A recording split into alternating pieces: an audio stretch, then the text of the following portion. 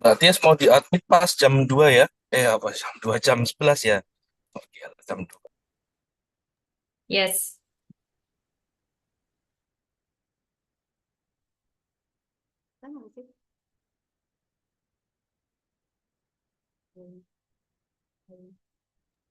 Mas Dani di full screen Mas Dani presentasinya.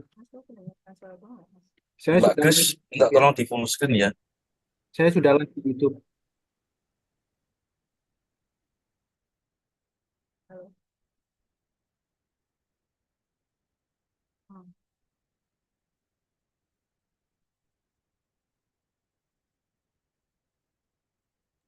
Mbak Kris bisa di full screen.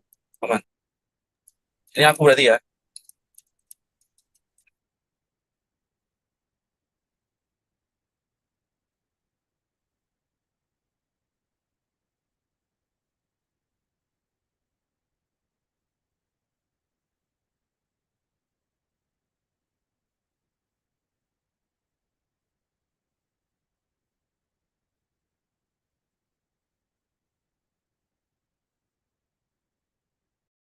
Oke Mbak, aku admit ya Mbak ya. Yes.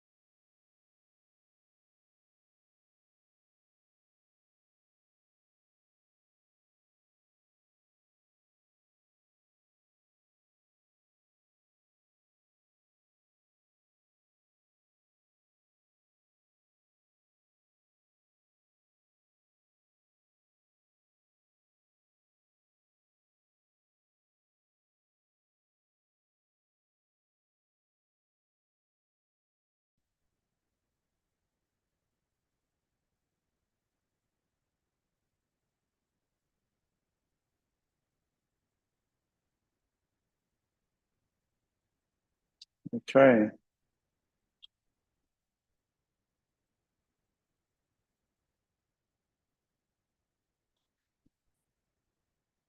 Good morning, everyone. Is my audio coming through? No one can unmute themselves to confirm. Can you hear me okay, Grace? Coming through? Yeah. Yes, but then we can hear you clear. Okay. Good. Thank you very much. Just waiting one moment longer before we get started.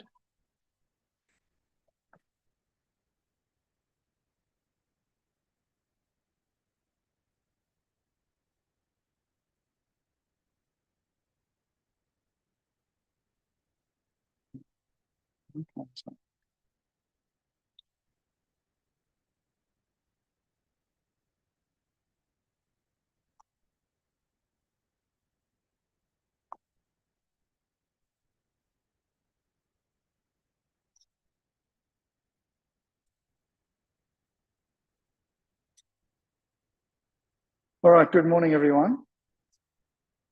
Thank you all for joining our Australia Awards seminar this morning, webinar about the Australia Awards grants. My name is Daniel Hunt. I'm the Program Director for Australia Awards in Indonesia. I may have met some of you, and I'm sure there are many of you who I haven't met. It's really wonderful to have so many of you with us today for this presentation.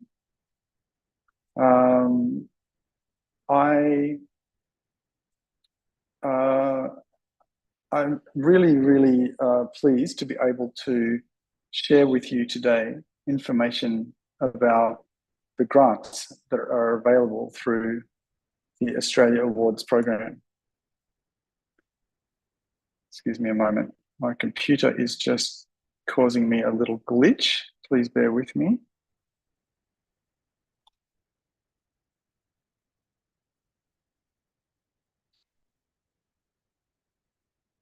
I'm having trouble seeing the actual screen.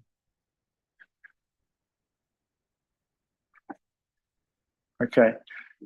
I can't actually see the presentation on the screen, so I'll just use my own version and you'll just have to follow along. Thanks, Grace. Okay, so, oh, thanks. If you can put it up there, that's really great. So it's wonderful that so many of you have shown an interest in our grants. The reason we're running this seminar is to explain some of the changes we have made to our grants that are available under Australia Awards in Indonesia. And really to emphasize to everyone that the reason we've made any changes at all is for the purposes of making our grants more accessible and simpler and much more user-friendly. So we want the experience of being a grantee with the Australia Awards to be as streamlined and simple as possible. And we also want to simplify and reduce as much complexity as we can with the management and administration of grants. So we, in the Australia Awards in the Indonesia program, have had grants for a long time. We've had grants from, I think, nearly 10 years. We've offered grants under a couple of different mechanisms. The one that most of you are probably familiar with is the Australian Alumni Grants Scheme, AGS, as we used to refer to it. The AGS is the grants that we had for alumni, and over the years we have awarded many grants under the old AGS scheme. Many of these grants, in fact, most of these grants were incredibly successful, wonderful and effective grants that were intended to support our alumni to put into practice or to realize in some way some aspect of the learning and professional development that you had done as part of your scholarship and going to Australia. So the idea of our grant scheme was always to provide a little bit of support and seed funding to activities or projects that really enable our scholars to begin to try and actually deliver some benefits from their learning into their communities or their professional setting in some way. We, over the years of delivering these grants, we have had many wonderful examples of great projects that have been done. It's always been a relatively small scale. The amount of money for these grants is generous, but they're not huge grants, but they were enough for many of you and many other scholars, many alumni, to really do a significant little project.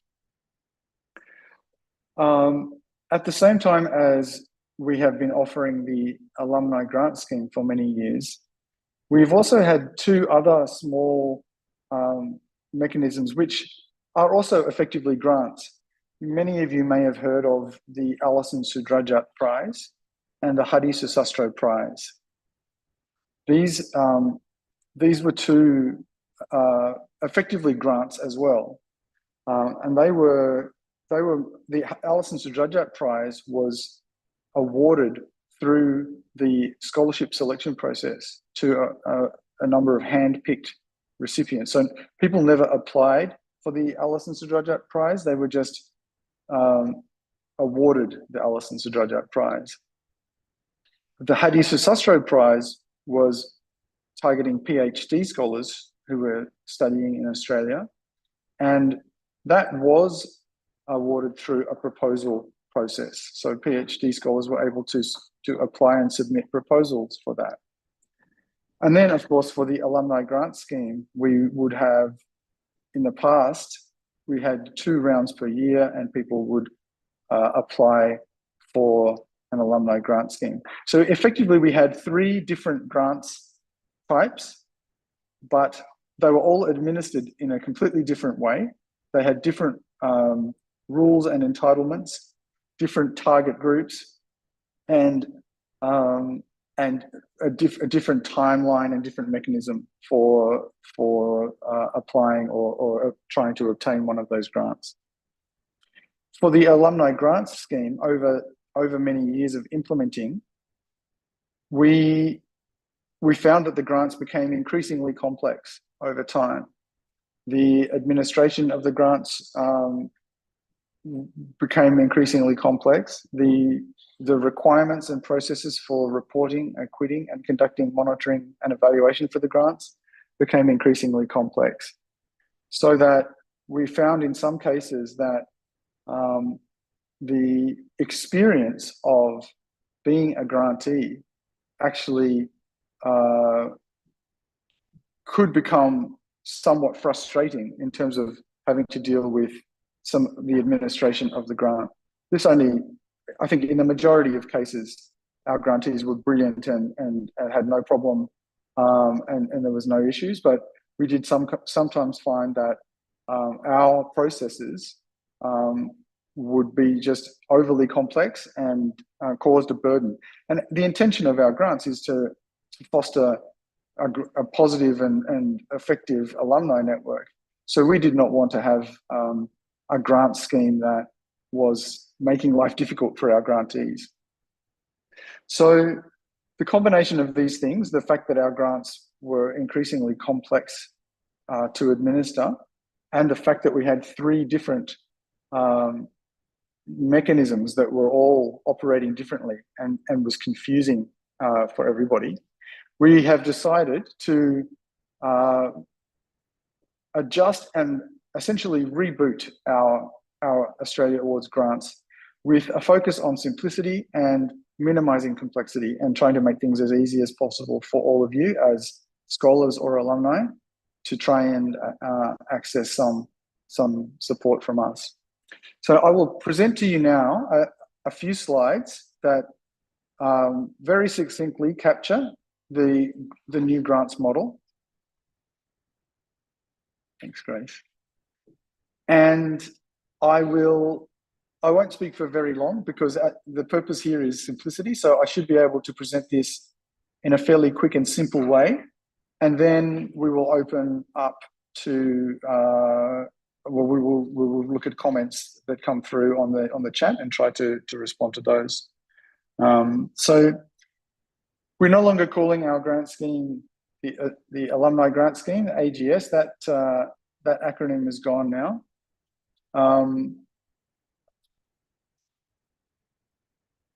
Sorry, before I move on to that, one of the other purposes of updating our grants model is to align with the new phase of the Australia Awards program, which started in 2022. So we have new program objectives, which the program needs to contribute to. And one of the key changes that you'll see in the new grants model is that we are making the grants activity-based rather than project-based.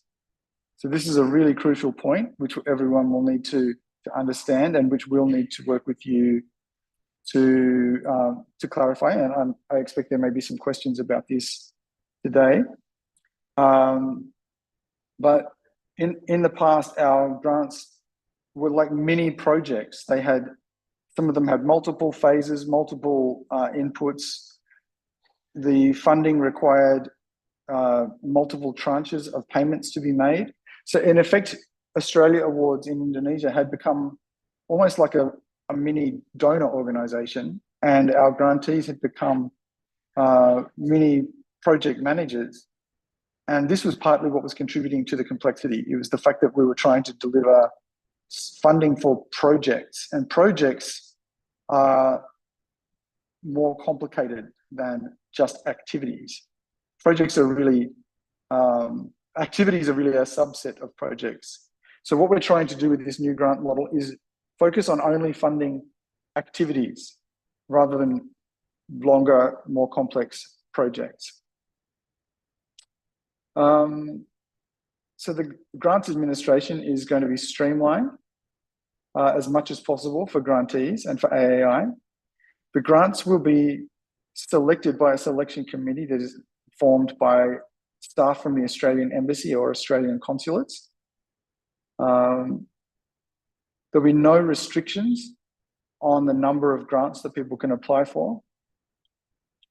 And we're aiming to have as few restrictions as possible in terms of who can apply and in terms of what's eligible. But of course, there are some inevitable restrictions with a program like this. One of those restrictions is that recipients of grants who have not completed the appropriate acquittal of their grant won't be able to apply for another grant. Okay.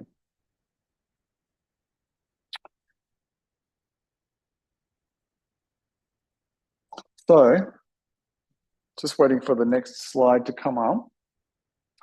There it is. So our new grant scheme, it's still made up of 3 grant types. We're going to have grants that are targeting just alumni. So the AAG, Australian Alumni Grants, are just for our alumni. And we have a very broad definition of our alumni. So it includes alumni from our short courses, alumni from ALTA, alumni from even just studies in Australia funded through other sources or self-funded. We have a very broad definition of our alumni. Any of our Australian alumni are welcome to apply for an Australian Alumni Grant. Secondly, we have the Alison Sudrajat Prize. Now, this is available only for master's scholars who are still currently studying in Australia, or our Nusantara scholars studying at Monash in Jakarta. So it's just for current master's scholars, AAI master's scholars. And very similarly, Hadi Susastro is just for current PhD scholars. So we've retained the branding of Alison Sudrajat and Hadi Susastro because these 2 prizes commemorate very important and significant people who we want to continue to commemorate. So we're still using those labels for promotional purposes, but all 3 of these grant types now are going to be are going to have the same processes for applying, for administering, and for acquitting. Everything else about these grants is now the same. The only thing that's different is the names and who they're targeted for, who's eligible. But people who are applying for an alumni grant or an Alison Sudrajat prize or a Hadi Susastro prize, the experience will be the same. The application process is the same, and all of the other details of how the grants will work is the same. So now I will talk about what those processes are, but what I'm presenting from here applies to all 3 of those grant types. Just waiting for the slide to flip. Okay.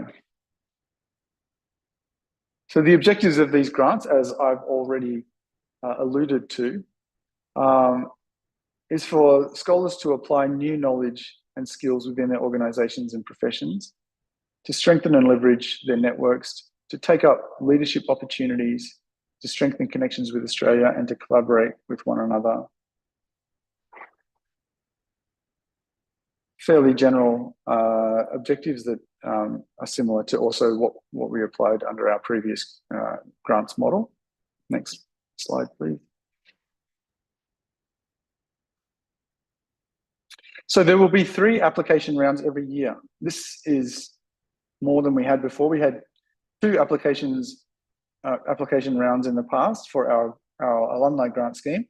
And as I said before, for Alison Sudrajat and Hadi Sastra, we had completely different ways of offering those grants. So now all 3 will be open for 3 rounds each year. And there's a current round open right now. And perhaps some of you have already submitted a grant proposal through our current opening round. If you haven't, or you don't have time, the grant round closes at the end of this week.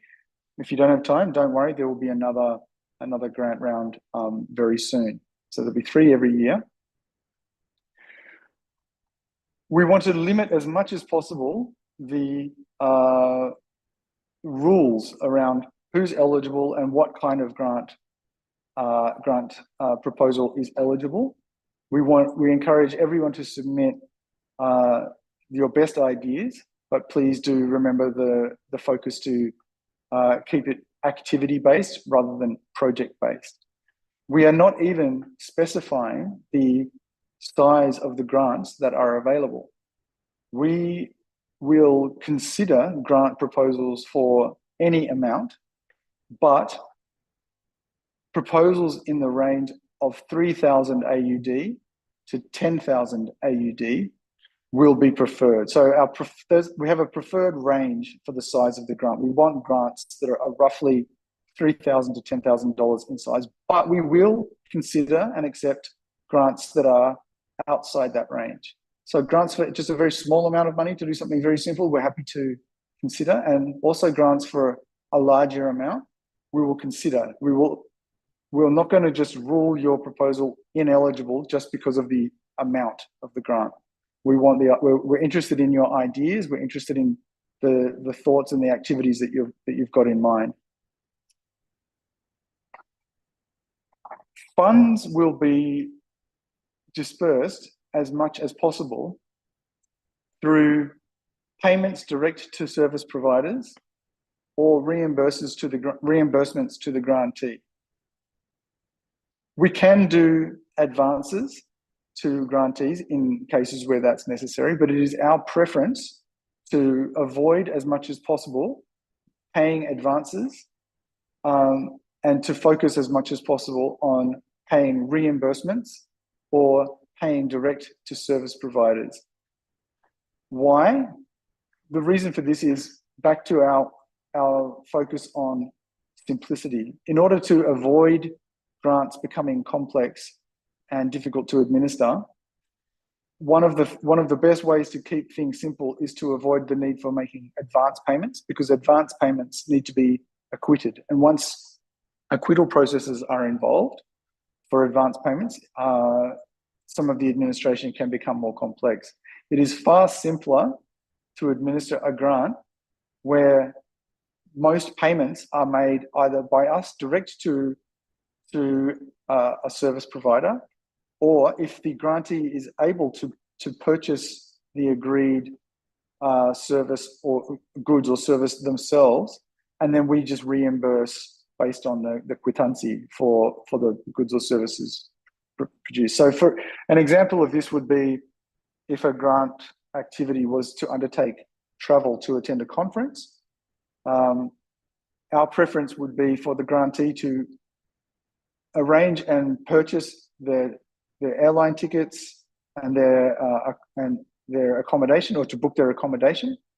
And then we would just reimburse the cost of the airline tickets to the grantee and either reimburse the cost of the hotel accommodation or pay the hotel accommodation direct to the hotel. We have those options available. Now, we recognize that in some cases, for some grants, this won't be possible, and we will be able to make advance payments in those cases. But in terms of submitting proposals to us, please keep in mind our preference for simplicity. So try to shape your proposals around the simplest possible way of dispersing the funds. And the simplest ways for us are reimbursements and payments direct to vendors, direct to service providers.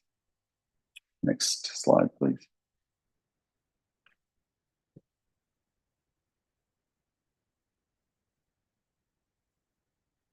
Okay, so reinforcing the point again, our grants are intended for discrete activities, not complex projects with multiple inputs. Examples of the kinds of activities we're talking about could include things like delivering or attending training, workshops, or seminars, professional or personal development courses. So this could be online courses or offline courses. Activities that arise from or stem from Australia Awards short course projects. So for short course short course alumni, we sometimes have projects that activities that arise from those projects. It could be capacity building, mentoring or coaching, academic research, knowledge transfer, professional networking events and programs, public awareness campaigns. Now, we're not ruling out organizational or institutional strengthening or community development activities. We've left those in. As I said, we do not want to discourage any great ideas from coming in, and we don't want them to have whole categories that are ineligible. So if you have an idea for an activity that is related to community development or organizational or institutional strengthening, we welcome your proposal, but please remember to keep the proposal activity-based, not project-based. So we're not looking, we're trying to avoid funding complex projects that require multiple stages and multiple inputs. And I think many proposals in the areas of organizational and institutional strengthening or community development may struggle to stay within that project focus. But again, if you have a great idea, please send it through. Next slide, please.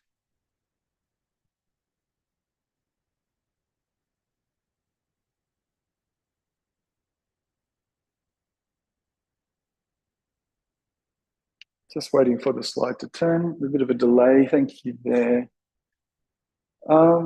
Now, I have said that we want to avoid making rules and avoid discouraging any particular ideas or submissions or activity concepts. But of course, there do have to be some things that are ineligible. And most of them are the obvious things that I'm sure you would already assume would be ineligible. But just to reinforce, we can't fund recurrent costs such as office rental, salary, vehicles, and running expenses, and other just recurring costs for running an organization or an office. We can't fund office equipment.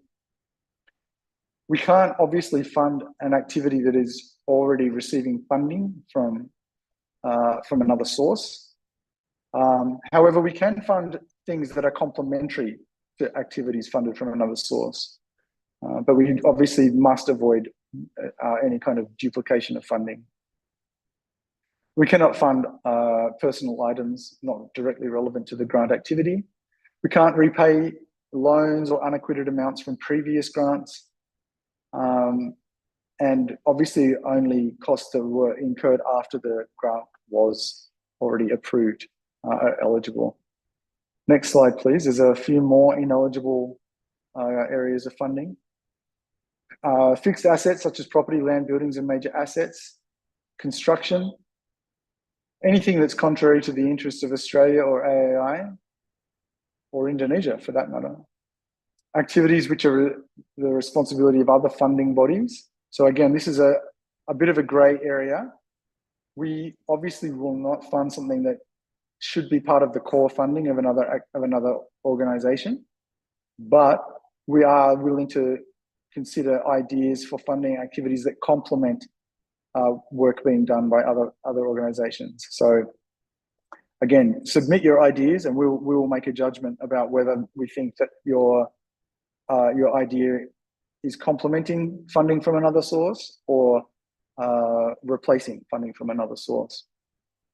We don't want to obviously discriminate against any groups, and we can't fund venture capital or startup or other licensing fees for such as corporasi license or anything like that. So I think those are mostly fairly straightforward restrictions around what is eligible.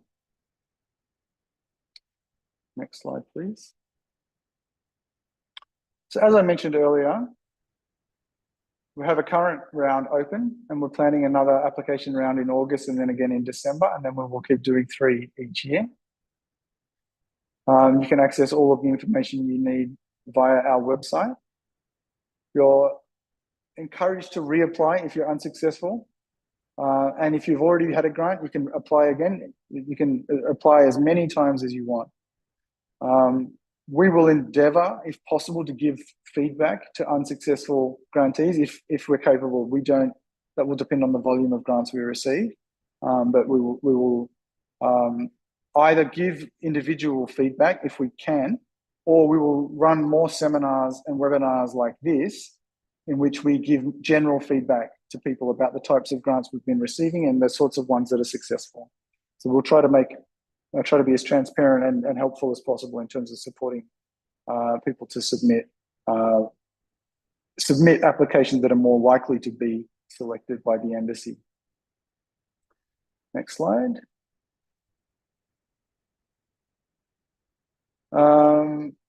We'll obviously provide our usual very strong disability support to any applicants with a disability who may need any assistance at all, either with applying or once they are selected with actually implementing their activities. So applicants with a disability are very welcome to apply.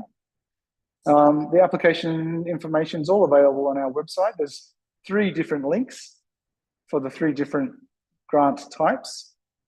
So you need to work out whether you are an alumni who's applying or a current master's student or a current PhD student, and then click on the correct link. And then once you've clicked on that link, you'll be basically going through exactly the same application process as everybody else. We've made a very simplified application form. When we print it out, it's effectively only 1 page. We're asking for the minimal amount of information. We don't want a long and complicated form where you have to fill out lots of information that we actually already have about many of you anyway. We're asking for very simple information in the form that will help us judge the type of activity itself. Once we've received your applications, we'll move into the selection phase. If you can jump to the next slide, please, Dennis.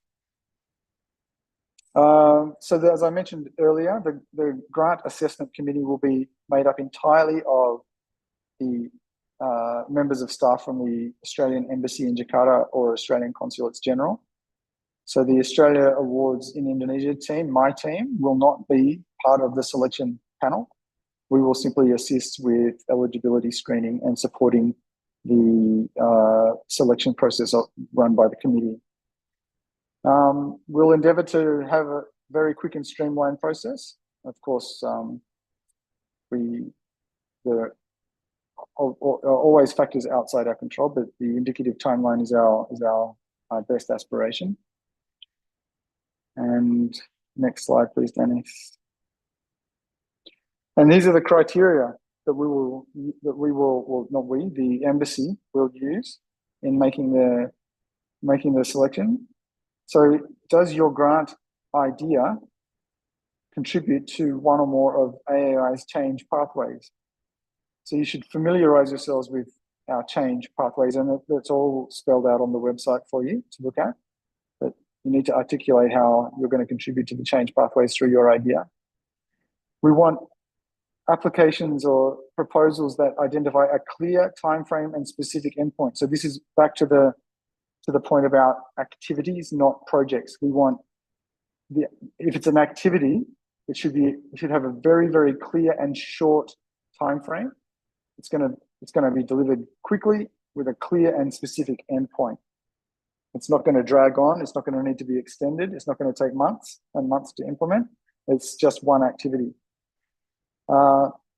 Again, we're looking for proposals for grants that will involve a minimal number of payments or transactions, and that preferably can be delivered using reimbursements or payments direct to vendors. We do encourage grants that leverage third-party contributions or support. So one of the selection criteria, one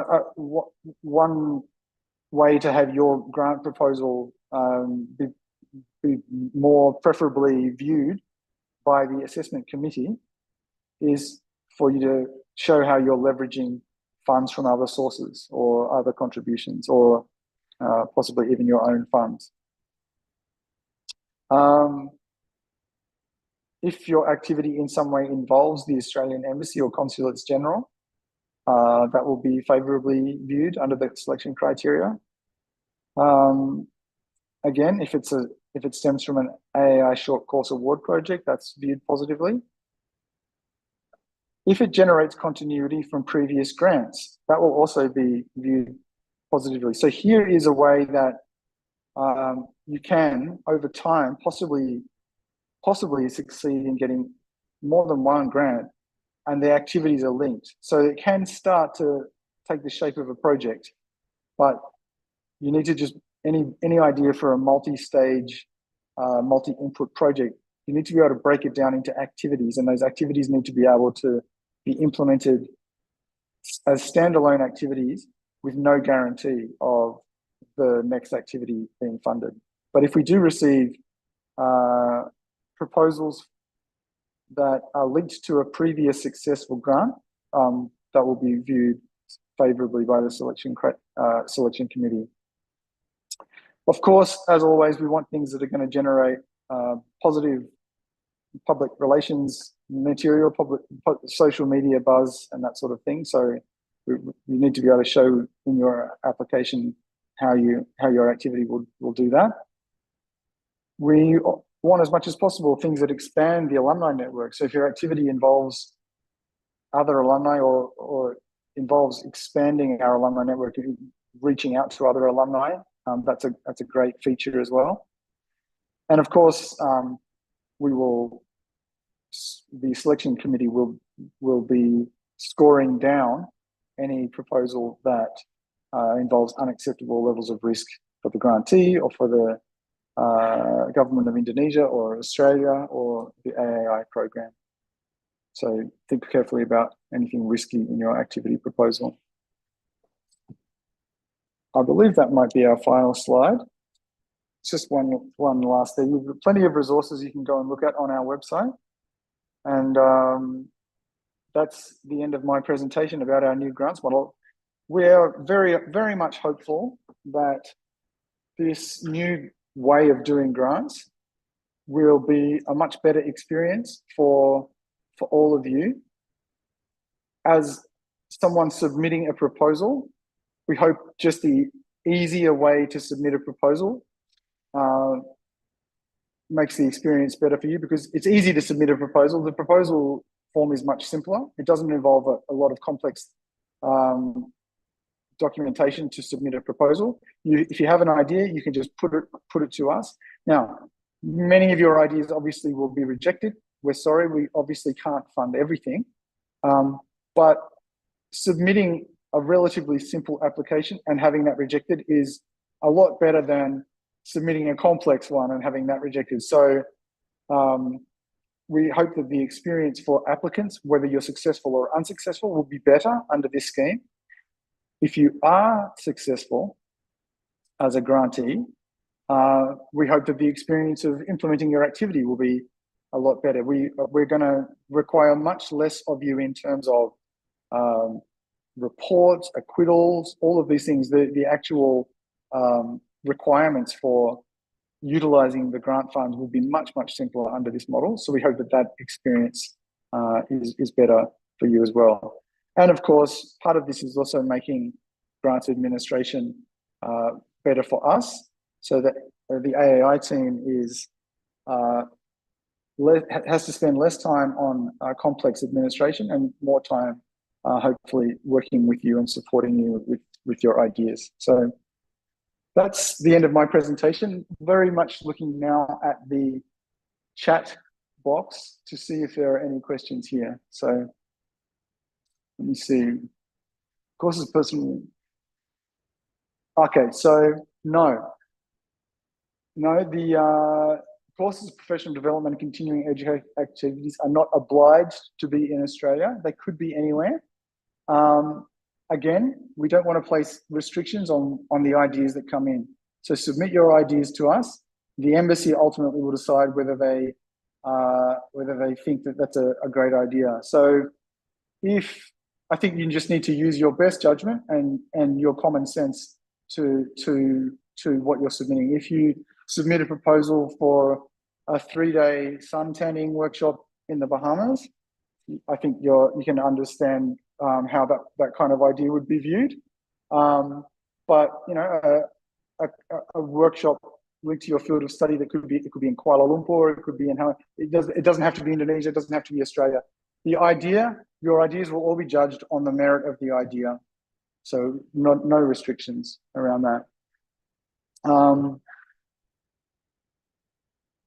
So if they applied for the funding this year and got it, can they utilize funding the next or the following year? No, preferably not. Again, no restrictions. If you have a specific idea that requires the funding to be used the following year, we can consider it and look at it. But our preference is for the funds to be used as quickly as possible after the grant is awarded.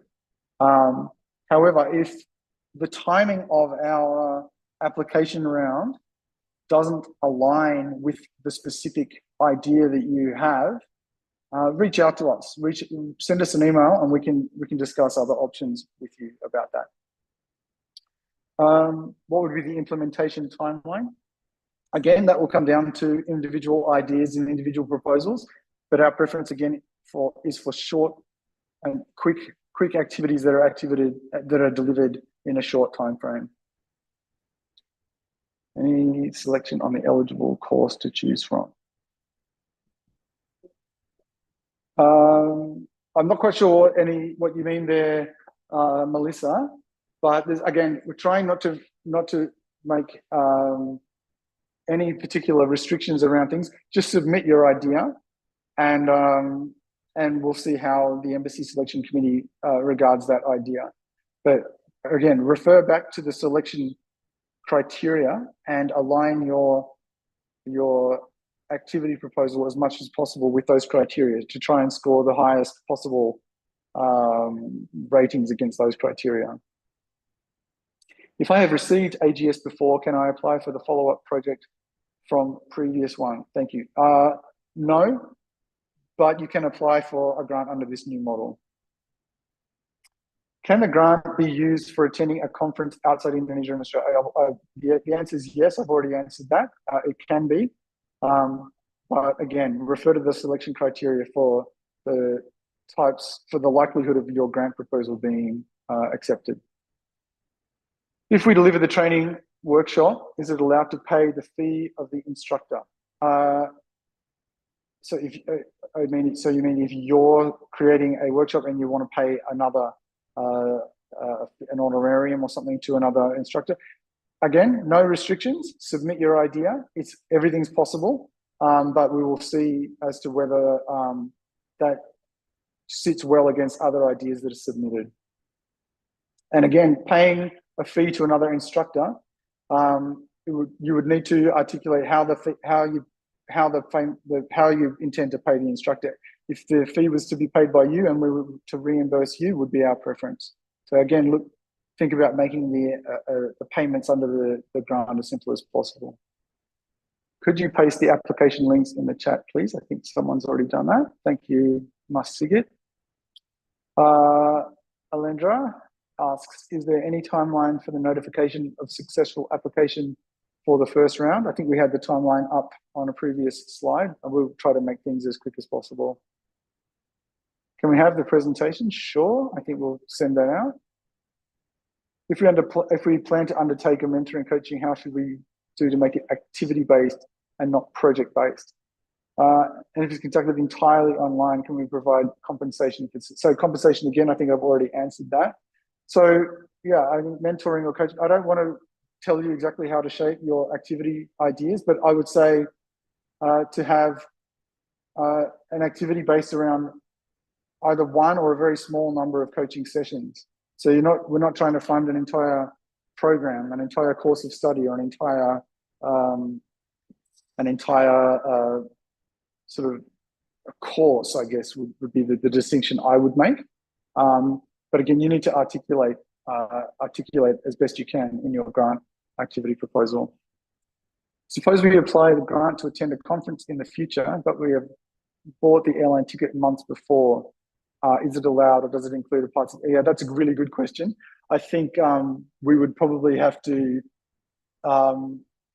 make an exception to the if the grant idea is already if we approve the grant idea, yeah, we would actually accept that one. We would accept the fact that you'd purchase those tickets in the months before, because if your grant does not get approved, you're still just going to self-fund that anyway. So yeah, that's fine. We would accept that.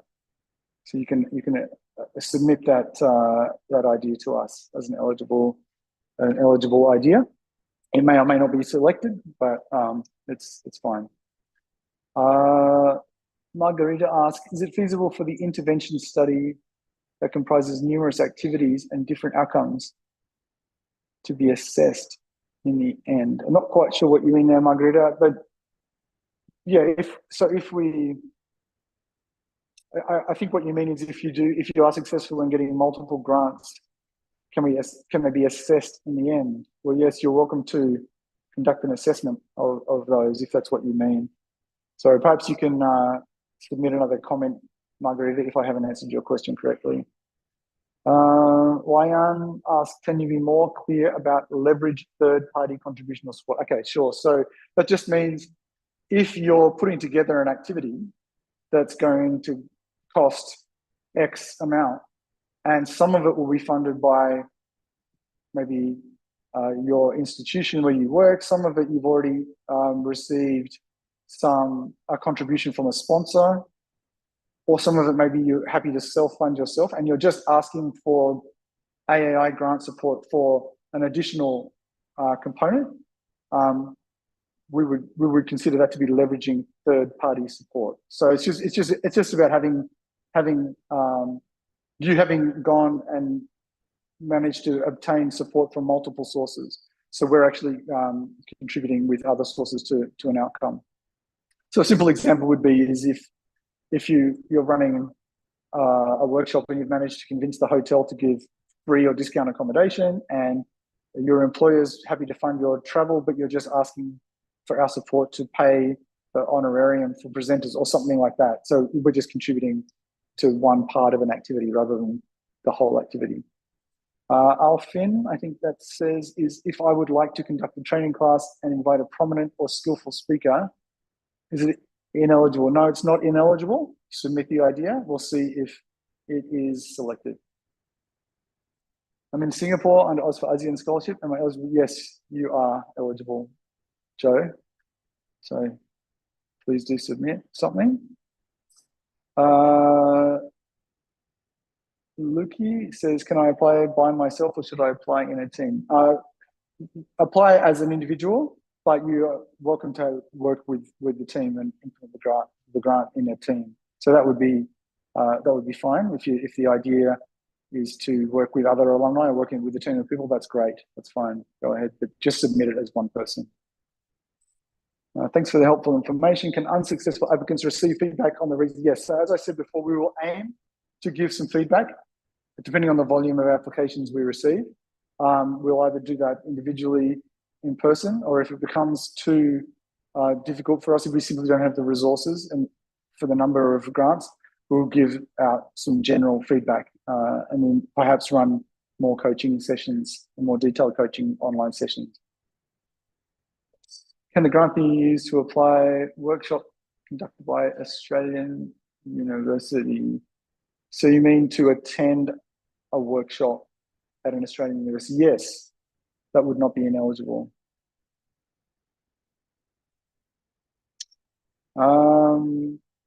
Publication fee or academic journal? Yes, it's eligible. Purchase laptops, projectors, speaker if I want to teach English? No, we're not going to purchase equipment. If my colleague and I plan to have an academic research and research-related activities, would it be possible for 2 alumni to submit one? Yes, you can work as a team with 2 people, but just submit one of you submits the proposal, but you can say in the proposal that you're working with another alumni. Allegra asks if the activity workshop happens during the term period, is it still allowed with clear arguments? I'm not quite sure what you mean, Allegra, but yes. I think you're asking if it happens during your period of study. I think I just refer you back to my earlier comments, Allegra, that we want activities that happen within short, discrete timeframes as much as possible. Arimbi asks, can the applicant include costs related to providing monetary incentives to the team members for implementing the activities? Besides, you can try. You can submit an activity on that basis. It's not ineligible. But I would suggest you look back at the selection criteria to judge whether or not the selection committee would be favourable about something like that. It depends on the actual nature of the activity. Again, it comes back to what the idea is. Please share some case studies. Okay, well, we haven't got any case studies because this is a new model. But I think the absolute simplest example of what would be seen as a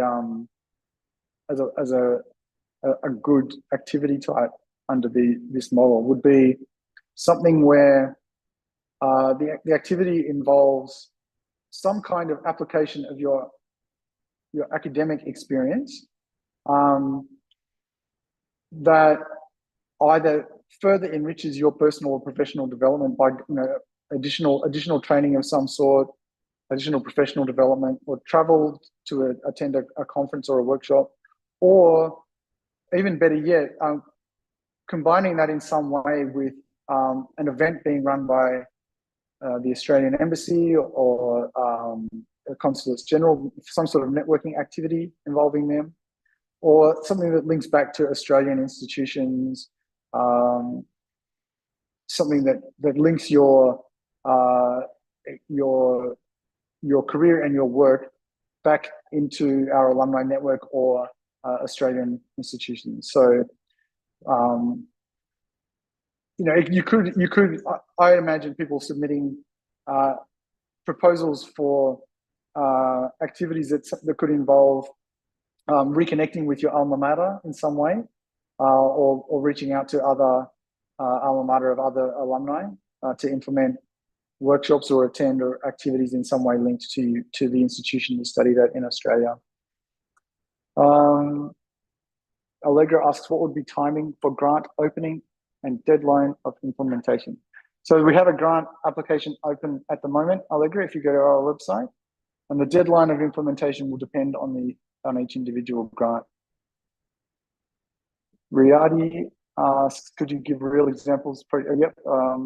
They have multiple inputs. Well, again, I think we're trying to steer you away from multiple inputs, Riyadi.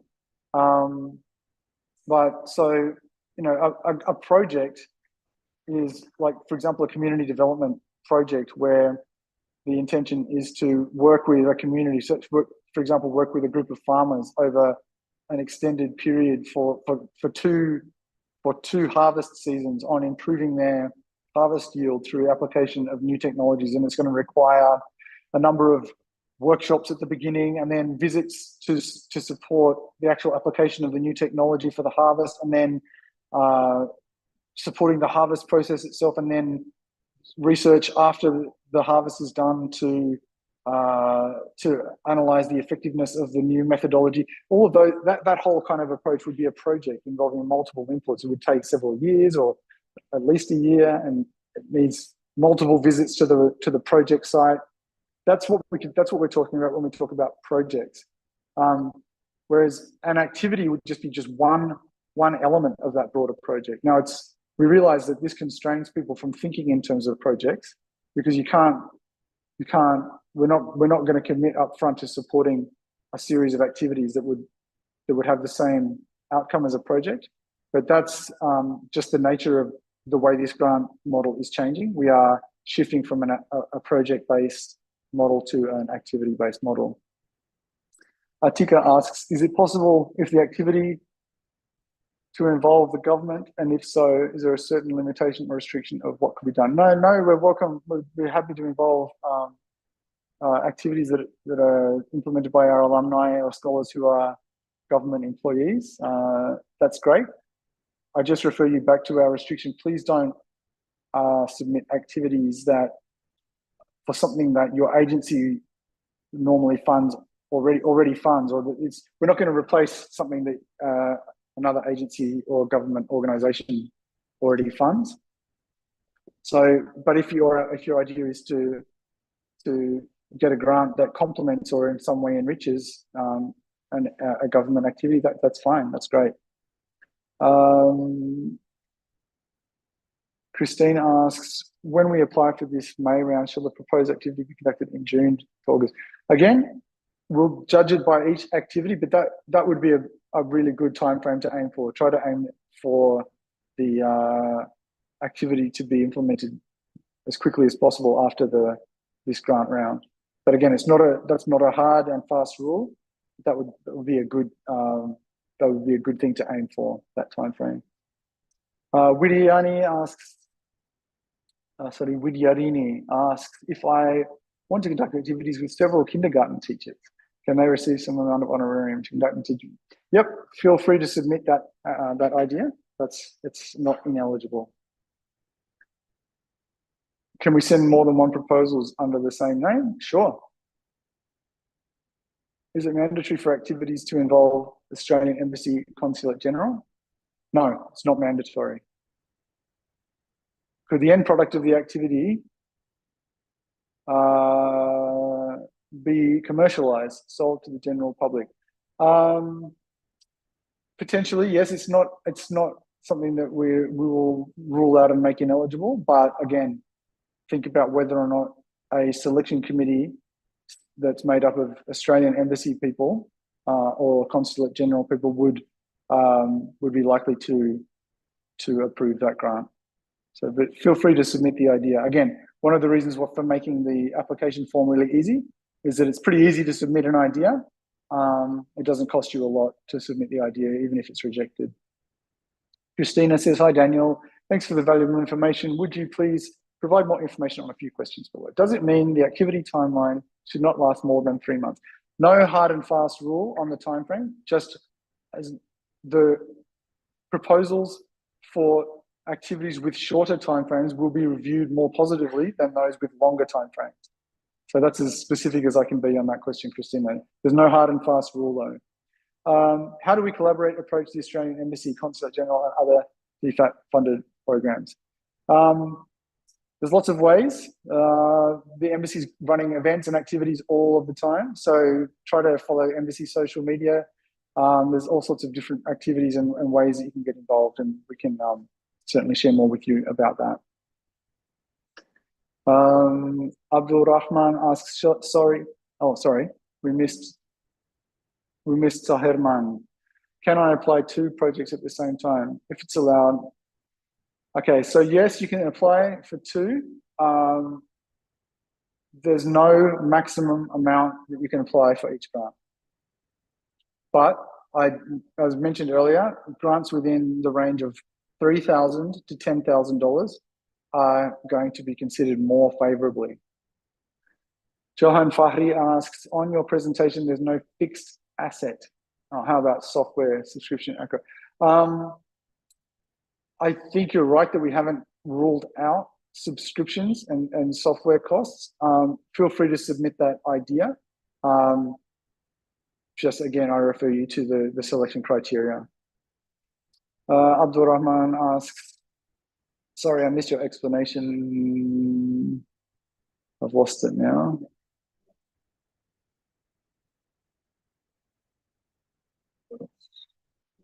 There, sorry, I missed your application about instructors fee. It's allowed. Yes, it's allowed.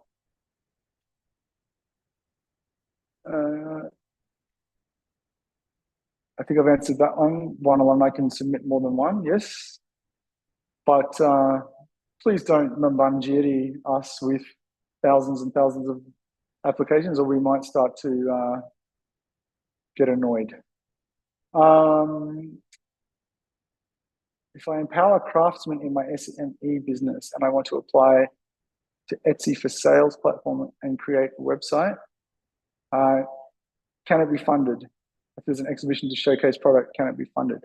Potentially, yes. Submit the idea. It's not ineligible. The committee, you would have to think about how the selection committee would apply the criteria in relation to just investing in costs for your individual business. So think about how that will land with the selection committee. Next. Ismail Fahmi is asking, I'm an AAI alumni and currently finishing my final year as a PhD candidate, Australian University, from another scholarship provider. Okay. Is it possible for me to apply for Hadi Sastra grant? No, not if you're currently with another scholarship provider. So Hadi Sastra is only eligible for Australia Awards PhD scholars. Sorry about that, Ishmael. But when you come back as an alumni, in fact, you're already an AAI alumni. So actually you're eligible through that mechanism. So feel free to apply under the Australian alumni grants. Mohammed Lufti says, is it okay if I register a proposal as a group? But my team lives in North Australia. Yeah, that's fine. As long as you're one of our alumni, that's fine. You can have anyone in your team, in your group, that's fine. Andy Sugyanda, can a fieldwork be considered for HSP grant? Yes, it can, but just make sure there's no other possible ways that you could be getting funding for that through your institution or your faculty. But yes, feel free to submit that. Allegra asks, yes, happens in the active semester. So yeah, that's fine. It's if you're talking about, okay, so this is about your earlier question. If you're talking about an Alison Sudrajati Sastro grant, yes, you can implement the activity during active semester of study. That's the timeline's up to you. Just make sure you don't distract from your studies. Where are we now?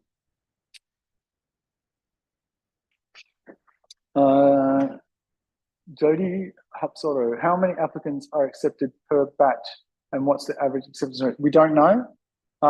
We will not specify that up front, Jody. We will, if none of the grants are acceptable, if none of the proposals are acceptable, the embassy may end up selecting none of them. So it's going to be purely based on merit.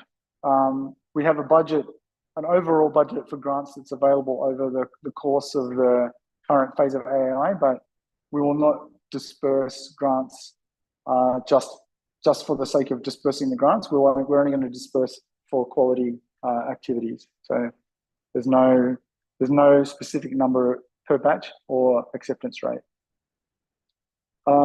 Meta asks, if I'm offered to open an outlet in a shopping mall, I need to buy stocks from craftsmen that I empower and scale up to design in my workshop. Can it be reimbursed? So again, it's not, I think this is not an ineligible idea. You can feel free to submit the idea, but again, I refer you to the selection criteria as to whether you think that might be selected. Would it be possible for the grant to support gaining a professional certification?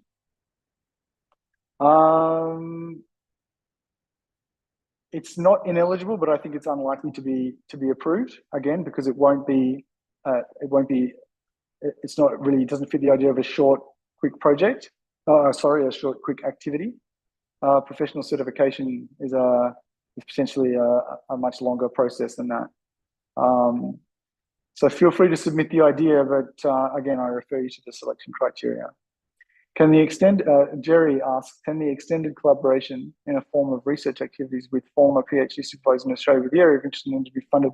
But no, I think the words extended collaboration for research activities, I think you're venturing into the territory of a more complex sort of project approach there.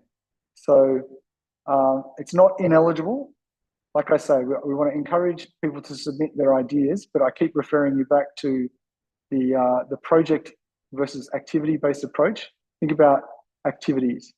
So perhaps just submit a proposal for one initial research activity with some former PhD supervisors, but not for a whole extended collaboration.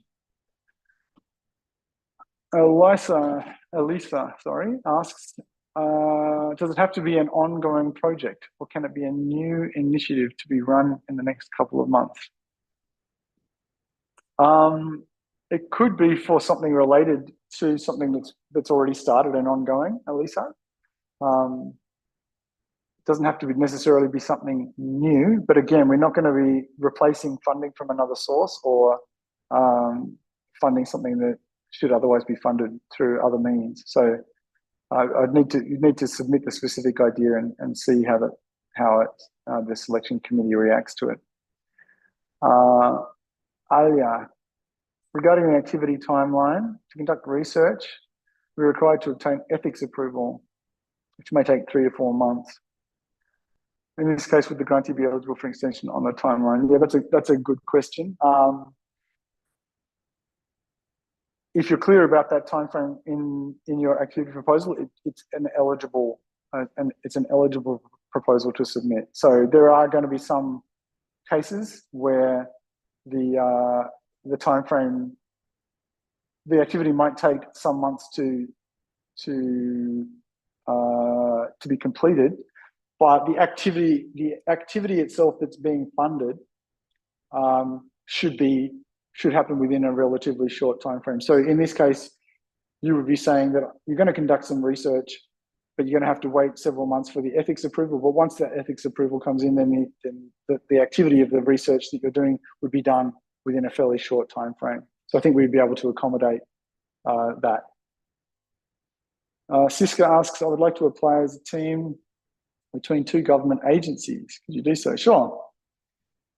There's only one column for name. So no, as a team, you just apply as an individual, but you can specify in the activity details that you're going to operate as a team and mention the agencies that are involved. Okay, so Fadiski, I work for a government agency. One of our annual activities is cancelled for some reason. Can we use the grant to facilitate the activity? You can try, but I doubt very much whether that the selection committee would select your activity, but you can try. Can I propose? Baal Dialama asks, can I propose a development of a hospital information technology system for patient tracking?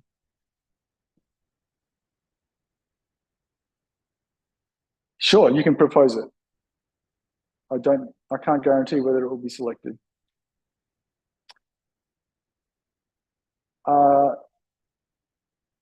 Erwin, no, we're not going to procure laptops and office equipment. Antonia, could you elaborate more on the point of involving the Australian Embassy or Consulates General?